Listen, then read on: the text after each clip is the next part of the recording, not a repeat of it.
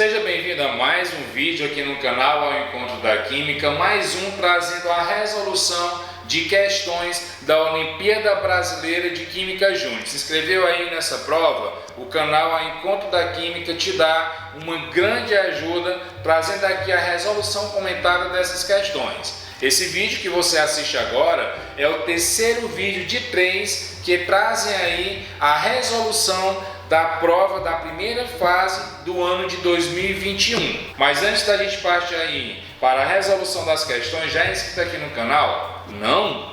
Pois aproveita para se inscrever e não perder conteúdos como esse, ok? É o mínimo que você pode fazer diante de um conteúdo aqui preparado com todo carinho, com toda dedicação para te ajudar nessa Olimpíada Brasileira de Química Júnior, ok? Conta aí com sua participação, com a sua inscrição, curta o canal, compartilhe com teus amigos que também estão estudando para essa prova. Primeira questão, analise o procedimento apresentado abaixo. Eu já peço desculpa aí pela qualidade da imagem, eu não consegui acessar essa imagem na referência colocada lá no exame, mas o que a gente tem aqui é: coloque água sanitária até a marca, depois acrescente água. Então estou fazendo aqui um processo de diluição. Vendo o comando da questão, ele pede para a gente analisar o procedimento apresentado e marcar aí as opções como verdadeiro ou falso. Exemplifica a solução diluída? Sim, a gente está pegando a água sanitária e está colocando água, promovendo aí uma diluição. Com a ação biológica contra o coronavírus, eu acredito que, como é uma informação bem recente aqui, da data de publicação desse vídeo, você lembra o quanto que a gente fez uso aí, tanto do álcool em gel, como aí da solução sanitária, né? Que é, quimicamente falando, uma solução de hipoclorito de sódio. Então, trata-se sim de um item correto quando eu falo da técnica de diluição e quando eu falo da ação biológica contra o coronavírus, beleza? O segundo diz que resulta em uma mistura heterogênea. Na realidade, se eu estou pegando uma solução de hipoclorito de sódio, que é homogênea, estou acrescentando água que faz com que essa solução permaneça aí apresentando o mesmo aspecto numa única fase. Então, esse item é falso a dizer que é uma mistura heterogênea. E ainda ele capricha mais quando ele traz para cá a soda cáustica. Não é soda cáustica, eu estou falando do hipoclorito de sódio. O terceiro parêntese traz aqui que produz uma solução aquosa saturada de soda cáustica. Já elimina, eu estou falando do hipoclorito de sódio, certo? Mais uma vez, hipoclorito de sódio.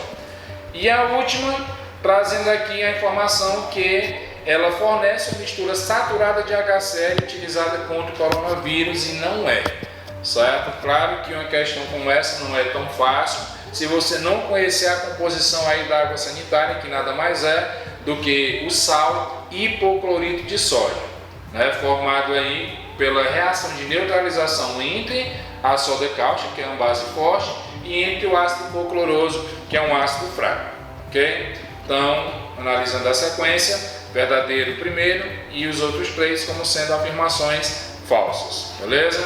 Outra questão: na ausência de qualquer contaminante atmosférico, a água precipitada pela chuva é levemente ácida, esperando-se apresentar um pH de aproximadamente 5,2 a 20 graus Celsius.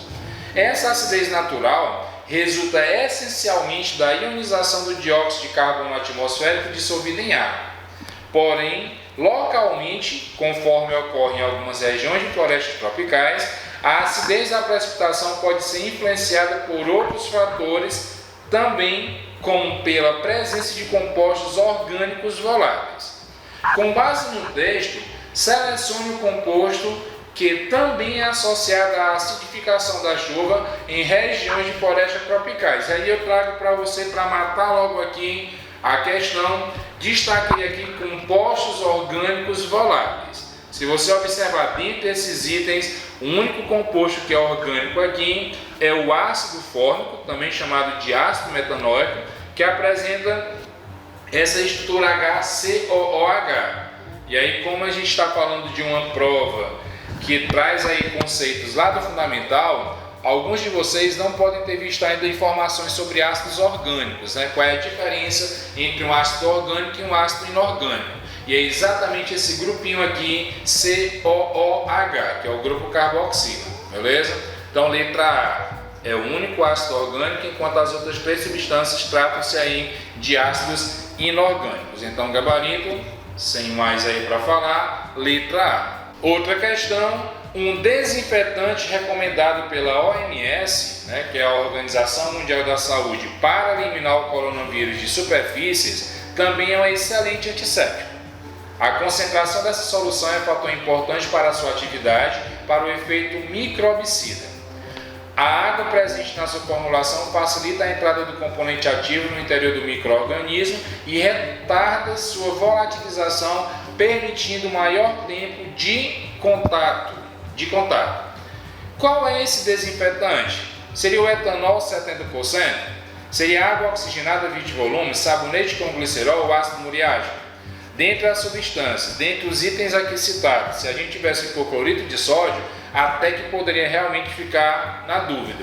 Mas as 2 substâncias mais utilizadas, mais faladas, tem até vídeo aqui no canal, são exatamente o álcool 70 e a solução de hipoclorito presente aí na água sanitária. Então, aqui dentre os itens, a gente está falando do álcool a 70%, que é aquele que traz aí uma solução onde 70% é álcool e 30% é água, ok?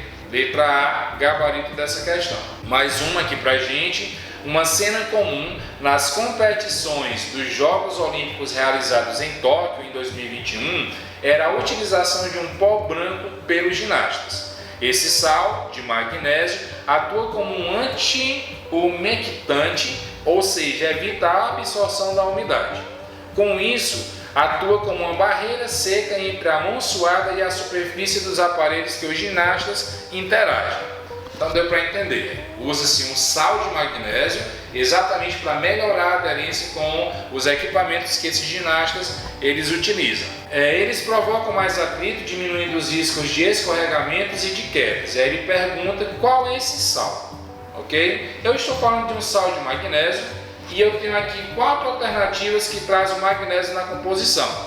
Mas se você observar aqui na letra D, por exemplo, analisando de trás para frente, você só tem um magnésio, um metal, não se trata aí de um sal. Quando você analisa a letra C, você vê MgO, que é um composto binário, onde apresenta o oxigênio na constituição. Trata-se aí de um óxido e não de um sal. Quando você analisa a letra B, você vê MgOH2. Essa hidroxila faz com que essa substância seja classificada como uma base de arríneos, certo? Uma base inorgânica. Então, dentre as 4 substâncias, a única aqui que é representada como um sal é a letra A, que é aqui o MgCO3 carbonato de magnésio, ok? Chega a ser fácil se tu tem os conceitos de substâncias inorgânicas. A letra A é o único sal, que poderia até ficar na dúvida, mas se você analisar a letra B, vê que é uma base, analisa a letra C, vê que é um óxido, analisa a letra D, vê que é um metal magnésio, só sobra para você o carbonato de magnésio, letra A, gabarito dessa questão. Mais uma questão, o meio atômico representado abaixo causou avanço na ciência. A gente tem aí um átomo nuclear, certo? O núcleo aqui ao centro do átomo e as eletrosferas onde os elétrons ficam transitando. Apesar de não explicar adequadamente alguns fenômenos, este modelo permitiu explicar adequadamente o observado em. Então a gente tem aqui 4 imagens, a primeira tratando-se aí da queima de fogos de artifício, a letra B de um raio-x, a letra C da bomba atômica, a letra D só Deus sabe. Eu não consegui identificar na imagem do que é que se trata isso. Está muito ruim aqui para ser observado, certo? Mas como eu estou falando de um modelo nuclear, ele já me induz logo a imagem que aparece aqui na letra A e eu vou tentar te explicar. O que é que consiste a queima de fogos de artifício e toda essa beleza causada pelas cores? Os metais são aquecidos pela queima da pólvora presente no fogo de artifício. Os elétrons que estão ali, presentes nesse átomo, eles recebem energia para saltar de um nível de energia para um outro, no átomo, e quando esse elétron volta para esse mesmo nível de energia, ele emite toda essa energia absorvida em forma de luz.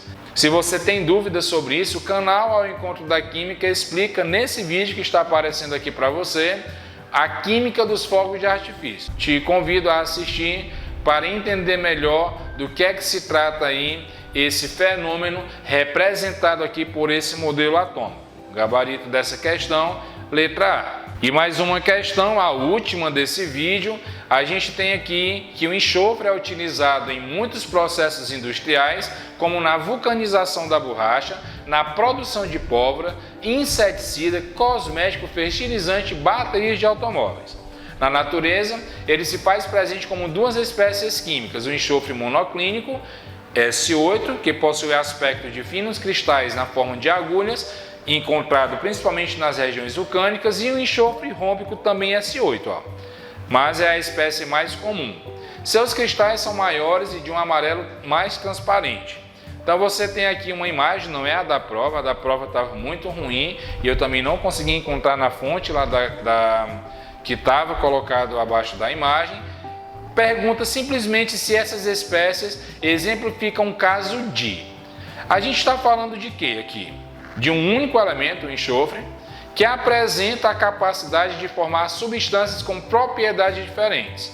Para quem estudou já sobre alotropia, sabe que é exatamente esse o conceito. O que é alotropia? Quando um único elemento é capaz de produzir substâncias simples que apresentam propriedades diferentes. É o que ocorre no oxigênio e ozônio, é o que ocorre no fósforo branco e vermelho, é o que ocorre no carbono diamante, grafite, fulareno, carbino, grafeno e todos os outros, certo? Então, aqui, essa questão é mais um exemplo de uma forma alotrópica, certo? A gente tem aí o enxofre monoclínico e o enxofre rômbico apresentando diferenças estruturais, mas que são formados apenas por um elemento, que no caso é o enxofre. Então, o gabarito dessa questão, letra C. E aí, gostou da resolução dessas questões? Indicaria para um amigo que está estudando também para essa prova? Espero que esse vídeo e a série desses vídeos que foram colocados aqui no canal te ajude a estudar para essa prova que tu vai fazer, para essa Olimpíada Brasileira de Química Júnior. Só te peço que deixa aí um comentário, seja aí uma sugestão, seja um elogio, seja uma crítica, que é através desses comentários que o canal tenta trabalhar para produzir um conteúdo de mais qualidade para você, ok? Tchau, tchau, até o próximo vídeo aqui no canal, Ao Encontro da Química.